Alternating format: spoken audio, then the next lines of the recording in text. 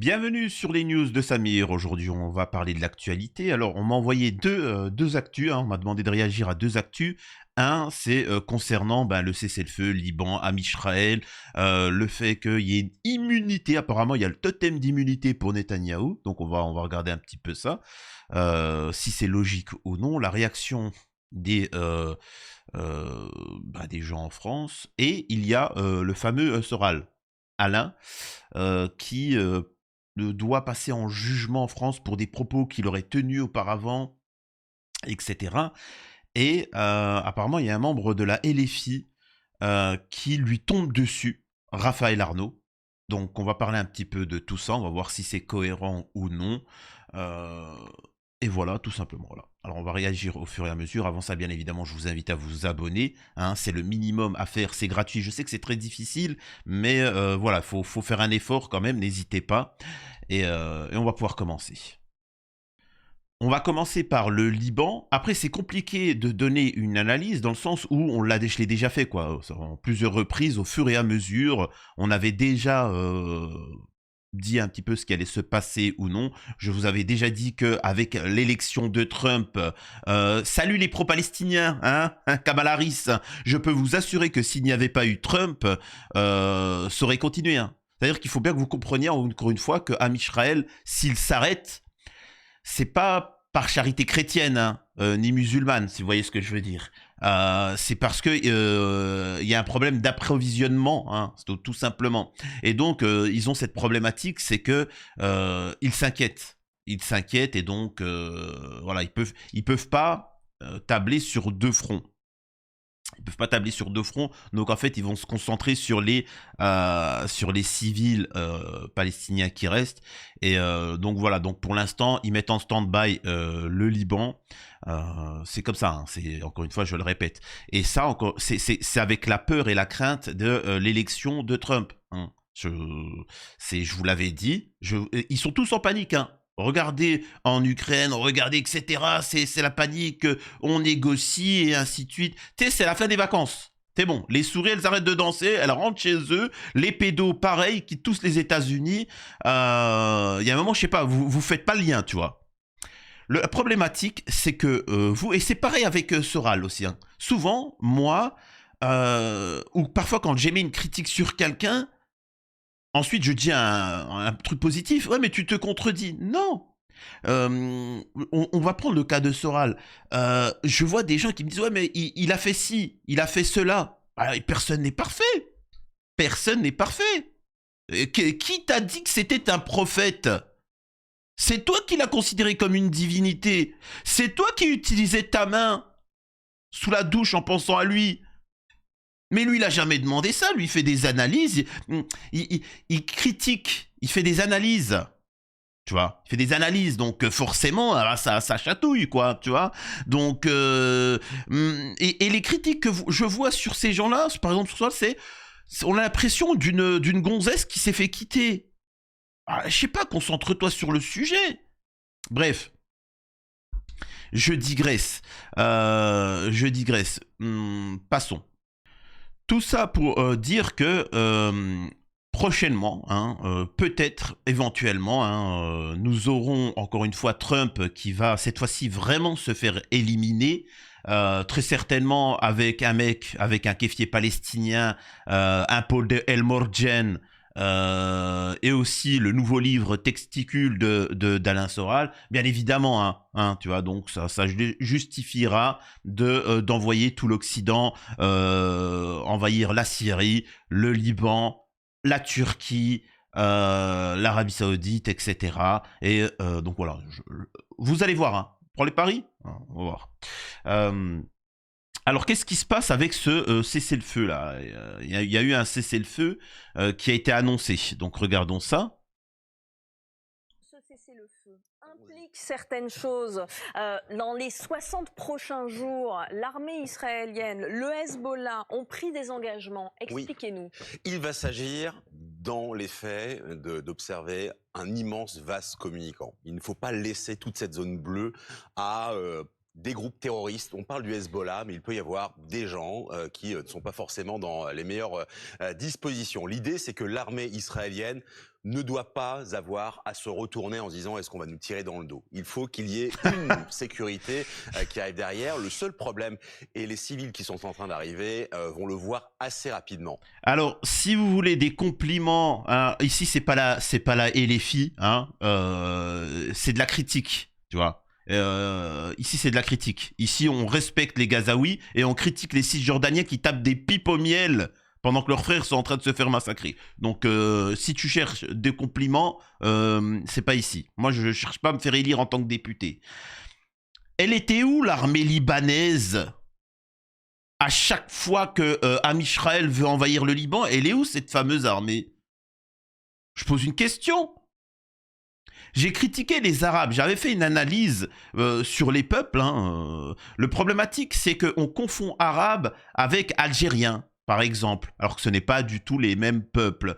Je vous avais toujours dit, et c'est pas une critique, c'est pas méchant, hein, mais les Arabes ne sont pas des guerriers, hein, c'est pas des peuples guerriers. Tu vois, ils se sont éparpillés grâce à l'islam, mais c'est par la paix, c'est par la religion, c'est pas. Mais ce n'est pas des guerriers, tu vois. Y avait rien à conquérir, tu vois. C'était désertique, il y avait pas de ressources. Contrairement à l'Europe ou l'Afrique du Nord, certaines contrées comme ça.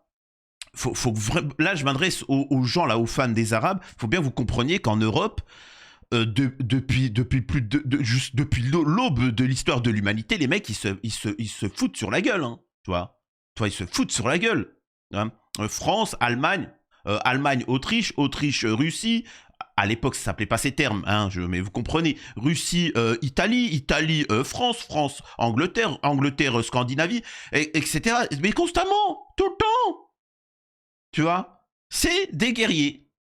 Et quand tu es un guerrier, tu as ça, en fait, tu acquiers quand même des valeurs. Tu vois, tu acquiers des valeurs, du respect, etc. Voilà, même si tu fais le sale, une R, c'est toujours mauvais de base.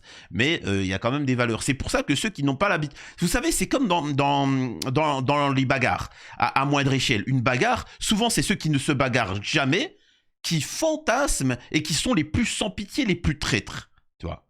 Ceux qui ne sont jamais battus rêvent d'un monde où ça se bat, parce qu'ils fantasment là-dessus. Alors qu'un vrai bagarreur, entre guillemets, il est à la cool, tu vois. Il sait ce que ça implique, etc.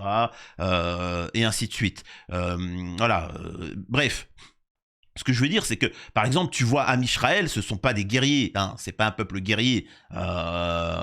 Et par exemple, ils ont fait quelque chose, vous vous rappelez là de Yahya Sinwar, ils l'ont montré ces derniers instants de vie en disant regardez. Mais tout le reste de l'humanité a dit quoi? Ils ont tous eu une larme et ils se sont dit ah ouais d'accord, parce qu'on a montré un homme, peu importe, tu peux être contre lui ou je sais pas quoi. Il était le mec il avait la moitié de son visage arraché, il avait un bras en moins, il devait avoir 25 centilitres de sang qui restait, et malgré tout, il lui manquait plus qu'un œil, et il était assis, et il avait c'est-à-dire que jusqu'au dernier moment de sa vie, il a pris un bâton et il l'a lancé. C'est waouh, c'est un truc, c'est fantastique, tu vois. C'est-à-dire que on s'en fout du conflit, du machin. L'important, c'est de se dire, waouh, c'est honorable. Et ça, c'est pas des peuplades, surtout un peu moins les Arabes, bien évidemment. Amisraël, oui, mais les Arabes, ils sont un peu plus guerriers qu'eux, mais quand même. Tout ça pour vous dire que je comprends pas, moi, elle est où cette armée libanaise, là, dans le cas concret? Comment ça se fait? Qu'est-ce qu'ils font? On a beau critiquer les Ukrainiens, je vous l'avais toujours dit, hein, on critique les Ukrainiens à la Russie, mais en attendant, ils se tapent sur une ligne de front et ils visent pas, tu vois, les maternelles, les enfants l'un de l'autre, tu vois. Il y a quand même un minimum de respect. Mais je suis désolé de vous dire ça, les Ukrainiens, ils y vont. Ah, Samir, il y a la mobilisation. Oui, mais bon, il y a une mobilisation, c'est pas contesté. Je peux vous assurer qu'au Liban, alors c'est pas c'est pas la classe dirigeante, le Hezbollah, etc. Mais s'ils avaient fait une mobilisation de force, tous les mâles de 18 à 30 ans au front, ce que fait Amisraël, hein, s'ils avaient dit ça au Liban, bah, les Libanais, les premiers, ils se révolteraient, tu vois. Et c'est ça la différence. Regardez quand ils ont vilipendé le Liban, la Libye, pareil, l'Irak, pareil. Donc je suis désolé de vous dire ça. Il y a un moment, faut aussi savoir, c'est les problèmes internes, tu vois, dans vos pays. C'est de la lâcheté. Ça veut dire qu'il faut bien que vous compreniez que dans le monde, et ça, je suis le seul qui vais le dire, et ça va déplaire, le monde musulman et le musulman est quelqu'un, et là je vais faire mal parce que les musulmans se targuent d'un élément, c'est qu'ils n'ont pas peur de la mort. Ils n'ont pas peur de la mort. Tu vois, ils répètent tout le temps ça. Le catholique, il n'a pas peur de la mort. L'athée, il n'a pas peur de la mort. Regardez les Ukrainiens, regardez les Russes, regardez les Coréens du Nord. Alors que le musulman, il a peur de la mort. Et c'est pour ça qu'ils se font déglinguer. Tu vois. Mais bon, excusez-moi de cette petite truc là, parce que ça me fait rire de voir là armée libanaise. Ils étaient où? Excusez-moi, bon allez, c'est plus de la digression là, c'est... C'est une zone de combat qui est en train de se découvrir. De combat, ça veut dire des bombardements, d'immenses cratères, des maisons qui se sont écroulées, des routes qui ne sont plus accessibles. C'est quasiment... Là, par exemple, il reste flou. Qui a fait ça? Quel cratère? Donc là, encore une fois, il ne veut pas viser Am Israël. Bon, on a compris. On est quand même en train de parler c'est normal. C'est-à-dire, qu'est-ce qui se passe avec le Liban? C'est normal. Alors qu'ils ont déclaré la guerre. Bref. Passons, sinon ça va durer très longtemps. Donc, voilà. Mandat d'arrêt de la CPI, Netanyahou bénéficie d'une immunité selon la diplomatie française. C'est juste phénoménal. Quelle immunité? De quelle immunité tu parles? Derrière, il y a beaucoup d'analyses que vous pourriez développer, c'est... Pourquoi? C'est-à-dire qu'on on est d'accord que au-delà du pourquoi, du qui a raison, on s'en fout. Au-delà de la R, nous avons Am Israël qui vilipende le Liban et la Palestine. On nous explique que c'est le pays qui se défend. Et là, on aurait un cessez-le-feu avec comme condition, l'une des conditions, c'est qu'on ne touche pas à Netanyahou. C'est quand même étrange. Enfin, vous voyez ce que je veux dire? De base, hein, on nous explique que c'est la seule démocratie de l'univers. Je comprends pas cette démocratie. On a plus l'impression d'une autocratie. Enfin, vous imaginez bien que la Russie, ça se passerait pas comme ça. Poutine, il dirait pas à une seule condition, on fait le cessez-le-feu, c'est que vous m'en vouliez pas. Enfin, tout de suite, imaginez-vous les réactions de notre caste politico-médiatique là-dessus. C'est quand même dingue cette histoire. On a monsieur Larmoyant qui s'exprime, celui qui s'est fait humilier en ami israéli. Attendez, hop. International, ça veut dire qu'il serait arrêté s'il posait le pied en France? La France appliquera, comme toujours, le droit international, qui repose sur ses obligations vis-à-vis à coopérer avec la Cour pénale internationale, obligation vis-à-vis de son adhésion au statut de Rome qui prévoit et qui traite des questions d'immunité sur certains dirigeants. En tout état de cause, c'est en dernier ressort à l'autorité judiciaire qu'il appartiendra de se prononcer. Donc là, il explique qu'il y a une immunité, il reste flou. Et je vais torcher le débat très simplement. J'en ai strictement rien à faire de Netanyahou. Toute la caste politico-médiatique occidentale influencée vous fait vous concentrer sur Netanyahou. La gauche, les propalos, hein, ceux qui consomment le business des propals pour taper des boules de maghrébine, vont vous faire vous concentrer sur Netanyahou. Oh mon Dieu, Netanyahou est le grand méchant, hein? Ah, pardi, non, j'en ai rien à faire, il n'est qu'un rouage du géno. Vous voyez ce que je veux dire? Il n'est qu'un rouage, je m'en fous. S'il faut arrêter Netanyahou, il faut arrêter tous ceux qui ont participé à ce géno. C'est tout. Donc en fait, Netanyahou n'est rien pour moi. Je ne sais pas pourquoi vous vous concentrez sur lui. Il y en a des dizaines et des centaines de milliers qu'il faut condamner. Et déjà les binationaux franco-israéliens, tous ceux qui ont soutenu le génocide, qui ont tenu des propos. Donc, concentrez-vous, s'il vous plaît, sur le concret. L'avocate franco-israélienne Nili Kupfer-Naouri est visée par une plainte pour complicité de génocide contre la population palestinienne à Gaza. Elle s'était filmée en bloquant l'accès de camions d'aide humanitaire à Gaza. Mais il y en a tellement des gens comme ça. Mais bizarrement, tu vois très peu de plaintes, c'est-à-dire que et les filles qui ont bien mangé le sujet de la Palestine, ils se sont bien empiffrés. Pourquoi ils ne lancent pas de plainte contre tous ces gens-là? Pourtant, eux, ils ont dit des trucs dingues, c'est-à-dire que normalement, c'est bon, ils vont être condamnés, c'est simple. Et pourtant, il y a rien, il n'y a aucune plainte. Les Maghrébins, pareil, ne sont pas capables de s'unir. Donc, pourquoi je vous parle de ça? C'est-à-dire qu'on a quand même des gens qui ont commis un génocide. Vous allez comprendre pourquoi c'est la transition pour parler d'Alain. Il y a quand même des gens qui ont participé à un génocide. T'as quand même des gens qui ont soutenu ça. Donc c'est de la complicité. J'en ferai peut-être une vidéo en ce moment, Morandini qui passe en jugement pour avoir bip des enfants. Je sais pas quand même. Et on a Raphaël Arnaud, député LFI, qui dit: Alain Soral, grand ami de Marine Le Pen et militant de Hénin Beaumont pour le parti, sera bientôt... Attendez 2 secondes. Excusez-moi, il y a eu une petite interruption parce que j'ai reçu un appel très important. Donc, Alain, grand ami de Marine, militant à Hénin Beaumont pour le parti, ouais, il y a de ça très longtemps, sera bien jugé. Il a été aussi communiste. Hein.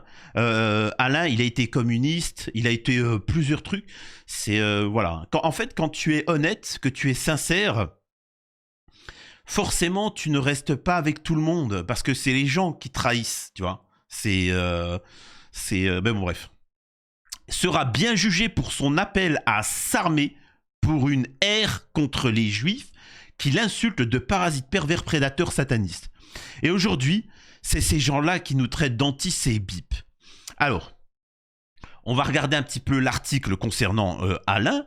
Moi, ce que j'aimerais déjà signifier, c'est: Raphaël, t'as pas d'autre chat fouetté. Il est tombé sur l'Algérie. Il tombe sur Alain. T'as pas d'autre chat à fouetter. Vous voyez ce que je veux dire? Ces gens-là qui se sont... Pourquoi tu te concentres pas sur Enrico Macias, qui a quand même dit qu'il fallait dégommer physiquement tous les gauchistes? Pourquoi il n'y a aucune plainte qui est tombée sur eux? Pourtant, c'est gratuit pour un député de faire ça dans sa procédure. Pourquoi se concentrer sur Alain? Ensuite, au-delà de ça, Alain n'a jamais traité la LFI d'anti-Bip, jamais, au grand jamais, et bien au contraire. Tu verras, il critique tout le monde, il critique les aspects négatifs, mais en fait, les gens comme Alain, ça dépend comment tu veux le prendre. C'est-à-dire qu'il donne des critiques, c'est à toi d'évoluer, tu vois. Tu prends les critiques, tu vois, t'essayes d'évoluer, t'essayes de comprendre.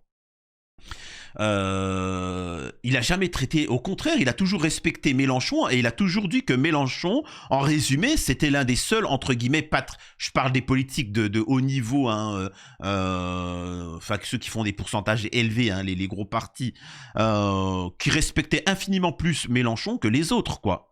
Surtout au niveau du patriotisme, et que à côté Marine, etc., ils se couchaient, quoi. Donc je vois pas pourquoi un LFI s'amuserait à tomber sur Soral, ça n'a pas de sens. Vous voyez ce que je veux dire? Surtout pour un fichier S, quelqu'un qui devrait comprendre que... Enfin bref. L'idéologue d'extrême droite, alors que Alain n'est pas d'extrême droite, il critique l'extrême droite. Tu vois. Je le trouve même de gauche. Hein, je le trouve même de gauche, je le trouve gentil, tu vois. À rendez-vous devant le tribunal correctionnel pour des propos anti-Bip tenus dans une vidéo publiée en 2020. Selon les informations de Libération, il y relayait des théories complot sur un complot amisraélien qui profiterait du Co-19 pour soumettre le peuple français. Malgré les déboires à répétition, il n'hésite pas à s'enfoncer dans un discours anti-bip et populiste. Alain, idéologue et confucianisme politique propagé sur Internet, figure de proue pour une génération d'influenceurs et de militants de droite, va être renvoyé au tribunal. Selon les informations de Libé, celui qui s'est réfugié en Suisse pour fuir la justice française va devoir répondre de ses actes devant le tribunal correctionnel. Alors, au même moment, on a Bibi Netanyahou qui commet un géno. Enfin, ce que je veux dire, Raphaël Arnaud, tu devrais utiliser ton mandat de député pour lancer des procédures judiciaires qui sont gratuites pour toi, tu vois, contrairement à nous, pour les milliers, les franco-amisraéliens qui participent, tu vois. Donc pourquoi tu lances pas des procédures pour ces gens-là quand ils vont revenir en France et les condamner? Pourquoi? Le sexagénaire, l'une des premières têtes connues de la fachosphère... En attendant, Alain, il n'a pas touché des enfants comme Morandini, tu vois. Donc je dis ça, je dis rien. Il n'a pas touché les enfants.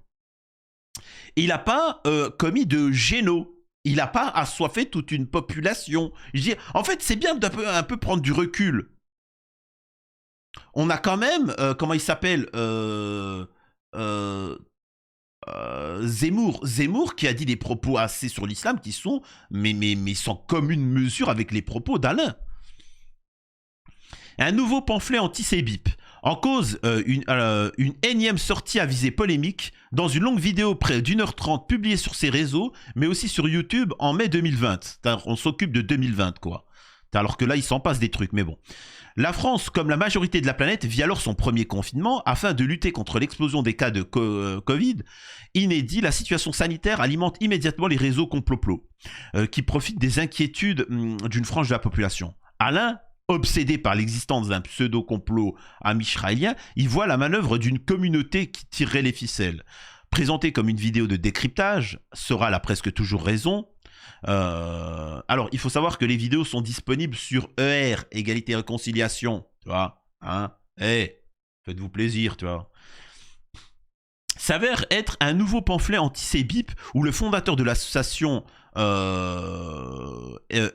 énumère des noms comme Lévy, Buzyn, Hirsch, Goethe, Deray, Jacob, Salomon. Selon lui, toutes et tous en charge de la médecine d'État, de par leur judéité. Alors, moi, je suis d'accord. Là, c'est gravissime ce que vient de dire Alain Soral. Il est en train de dire que quoi? Que parce que de cette communauté, il contrôlerait cette chose-là? C'est gravissime. Je peux comprendre pourquoi la LFI est choquée par ces propos-là. Maintenant, je me demande pourquoi la LFI ne s'attaque pas à ça. Après avoir visé les mairies, contrôlé toutes les mairies de France, l'Algérie tente de prendre le contrôle de l'ordre des médecins en France. Pour y installer ses pions. Selon Rachid Bidul, l'objectif est d'infiltrer les structures décisionnelles. Cette stratégie coïncide avec la montée de l'anti-français après la reconnaissance, blablabla, etc. Donc après l'article, c'est la pieuvre algérienne contrôle toutes les sphères politico-médiatiques en France et la santé pour vous empoisonner, hein. Tu dis, ah ouais, d'accord. Mais ça, pourquoi là, les filles tombent pas dessus? J'en ai fait une vidéo spéciale, n'hésitez pas à la voir. Donc pourquoi ils n'en parlent pas? Tu vois, c'est bien de tomber sur Alain, mais soyez honnête. Tu vois, soyez, s'il vous plaît, honnête. Il dit, c'est la liste de Schindler, lance-t-il même. La suite de la vidéo n'est ensuite qu'une succession de tropes anti-bip, complots, à coups de Big Pharma, d'agents du nouvel ordre mondial, d'un pouvoir caché dans l'ombre, prêt à faire du pognon sur le dos du peuple français, soumettre le peuple français, voire l'affaiblir par le nombre de or. Se comparant au maréchal Pétain, Alain affirme faire don de sa personne à la France et appelle même ses spectateurs à s'armer pour prendre le pouvoir. Un M16 est plus efficace pour exiger ses droits démocratiques qu'un gilet jaune, se justifie-t-il. C'est cette partie qui aurait convaincu la justice de retenir le chef de délit portant atteinte aux intérêts fondamentaux de la nation. Ah, bizarre, ça me rappelle. Mais non, parce qu'en Algérie, quand il y a ça, tu vois, On nous explique que c'est ignoble, la liberté, Charlie, mon boule sur la commode, etc. Alain, comme toujours, explique la vérité. Ça déplaît. Ce qu'il est en train de dire, c'est il analyse aux États-Unis pourquoi les Américains sont... je vous jure que la vidéo, je ne l'ai pas vue de Alain quand il dit ça. Hein. Je m'en fous. Mais je connais un peu la pensée. C'est aux États-Unis pourquoi les Américains se refusent d'être une société à la française où il y a l'interdiction du port d'armes, etc. Parce que là-bas, ils considèrent qu'en dernier lieu, l'homme doit pouvoir se défendre face à l'État. On respecte l'État, on respecte la nation, mais si l'État ou la nation devrait partir en cacahuète, on doit avoir la capacité de se défendre. En France, si l'État décide de dire stop, c'est fini, et qu'ils envoient l'armée, vous pouvez être des millions, vous pouvez être 50 millions. Si vous avez en face de vous 100 000 soldats armés, ils gagneront. Faut bien comprendre. Et donc, en fait, je pense plus que ce qu'il voulait dire, c'est ça. C'est l'explication de pourquoi aux États-Unis, ils sont pour le port d'armes. En France, non. C'est sûr que si les Français étaient armés, le gouvernement se parlerait pas de la même manière, tu vois. Ils auraient cette crainte de la révolte. Et donc, c'est un peu dissuasif, tu vois. C'est un peu comme l'arme atomique. Hein. On l'a, c'est pour faire peur l'autre. Eh ben là, c'est la même chose. Tu sais que le peuple est en capacité de se défendre. Donc voilà, par exemple, la manifestation des Gilets jaunes, ça a fait peur parce que derrière, dedans, il n'y avait aucun catholique, aucun athée, aucun musulman, aucun médecin, aucun commerçant, aucun prolétaire, rien. Il y avait juste des Français qui se révoltaient. Comprenez, c'était le peuple français uni qui se révoltait. Et là, ça a fait peur. Ça a fait peur parce qu'ils n'étaient pas là, comme je le dis dans mes vidéos, pour danser. Parce que toutes les autres manifestations, ce que fait l'État, et c'est pour ça qu'ils ont placé des syndicalistes pour ça, c'est qu'il vous fait des manifestations, mais dans un domaine. La SNCF, les agriculteurs, ceci ou cela. Sauf que le problème, il est global. Et donc, s'il faut manifester, il faut qu'on manifeste de manière globale. Et le problématique, et moi je vous l'ai toujours dit, hein, si vous allez à une manif et que vous voyez qu'il y a de la musique, que ça danse et qu'il y a des merguez de chez Hamid, partez, ça ne sert strictement à rien. Vous avez perdu votre temps. Allez, retournez au boulot, tu vois. T'as meilleur temps. Tu vas perdre un œil, ça va servir à rien, tout ça. Au gilet jaune, vous remarquerez, ça dansait pas. Il n'y avait pas de musique et il n'y avait pas de merguez de chez Hamid, tu vois. Donc, et c'est pour ça que l'État a eu peur. Donc imaginez-vous la même chose si le peuple pouvait carrément même tu vois, se défendre. Bref, voilà, je digresse, hein, je donne mon analyse. Hein, je suis désolé, hein, ça peut déplaire, mais moi je fais de l'analyse directe. Hein, je j'aborde pas par le côté, non, je pénètre bien au fond, tu vois. J'aurais pu appeler ça les news de Samir ou Penetration News, tu vois, Penetration Samir, mais bon. Moi, je pénètre l'actualité, mais de tous les côtés, par devant, par derrière. Voilà, désolé. Mais mesdemoiselles, n'y voyez aucune allusion. Hein, quand même, s'il vous plaît. L'objectif du juge d'instruction est de souligner que ces propos ne sont pas seulement anti-CBIP, mais visent aussi à déstabiliser la société à travers le renversement du pouvoir. Ce renvoi au tribunal, dont la date n'a pas été fixée, représente donc une nouveauté, et ce malgré le pédigré de l'accusé. Encore une fois, on voit bien que le système est en panique avec Netanyahou et ils ont besoin de lancer des contre-feux. Ils ont besoin de lancer les gauchistes sur Alain. Ils ont besoin de lancer les droitards sur Sansal, là, le mec que personne connaît, l'Algérie, etc., de faire des polémiques et ainsi de suite. Donc voilà. C'est tout. Voilà. Encore une fois, j'ai tellement analysé la situation sur le Liban, sur la gauche, la droite, machin, etc., qu'en fait, là, j'en fais une petite synthèse. Je vous donne, vous prenez, vous mangez, c'est gratuit, c'est halal, voilà. Je promets pas que ça soit cachère, hein, je te conseille même d'éviter à ce niveau-là. Voilà, j'espère que ça vous a plu. Et moi, on vit dans une société où quand même, on a quand même Sansal, ce pseudo-écrivain qui nous explique que l'ennemi sur Terre, ce n'est pas l'islamisme, mais c'est les musulmans. Il y a 1,8 milliard d'ennemis sur Terre et qu'il faut éliminer. Quand même, j'ai jamais entendu Soral expliquer que 1,8 milliard de personnes sur Terre doivent être éliminées. Tu vois. Et pourtant, l'autre, on veut le mettre tu vois, particulier. On le met comme si c'était un héros français, alors que les Français, ils s'en fichent. Tu vois, c'est... Mais bon, c'est pas grave, hein, Soral, c'est lui le méchant. Donc vous voyez un petit peu à quoi sert la gauche, à quoi sert la droite, et c'est pour ça que moi j'appelle à quelque chose pour court-circuiter tout ça, c'est une démocratie beaucoup plus directe. Tu vois, mais bon, voilà. En tout cas, dites-moi ce que vous en pensez. Je compte sur vous pour regarder mes autres vidéos pour me soutenir. Hein. C'est difficile hein, parce qu'on est censuré. Et pensez à vous abonner, laissez un petit commentaire. À la prochaine sur les news de Samir.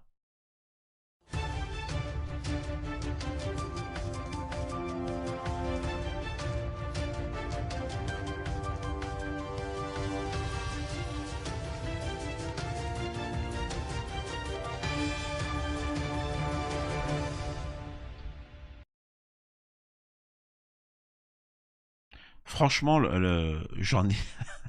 j'en ai marre. J'en ai marre de l'actualité sur Amisraël, etc. Vraiment, je sature. En fait, tu deviens dépressif. Tu vois, tu commences à péter les plombs et ça manque. Là, j'aimerais bien que on rentre dans un autre arc, un autre truc, hein, histoire de souffler. Et voilà, vraiment, ça devient très dur psychologiquement d'être du bon côté de l'histoire.